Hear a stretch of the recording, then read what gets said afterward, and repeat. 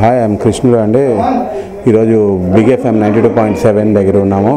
ఈరోజు world population day and world population day సందర్భంగా vehicle population సిటీలో చాలా పెరిగిపోతుంది కాబట్టి వెహికల్ పాపులేషన్ గురించి చెప్పడానికి ఇంటరాక్ట్ చేయడానికి ఇక్కడికి వచ్చాము. అండ్ పర్టికులర్గా వెహికల్ పాపులేషన్ చాలా పెరిగిపోతుంది అండ్ వెహికల్ పుల్లింగ్ కూడా చాలా ఇంపార్టెంట్ అని బిగ్ ఎఫ్ఎం ద్వారా చెప్తున్నాం. అది కాకుండా main thing public transport system కూడా చాలా పెరగాలి.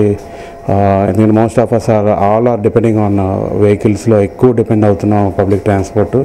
అది కాకుండా అదే మెట్రోస్లో డెవలప్ అయినట్టు ఇక్కడ కూడా local trains metro railways develop అయితే వెహికల్ పాపులేషన్ తగ్గుతుంది.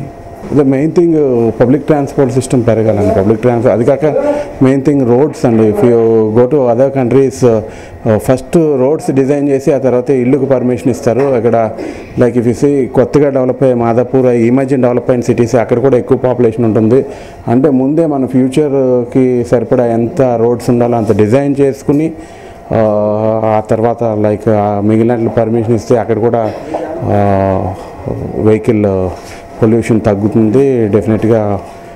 మెయిన్ థింగ్ ఎక్కువ అంటే కార్లు ఇవన్నీ కాకుండా పబ్లిక్ ట్రాన్స్పోర్ట్ సిస్టమ్ మీద కూడా జనం డిపెండ్ అయితే వెహికల్ పాపులేషన్ తగ్గే అవకాశం ఎక్కువ ఉంది.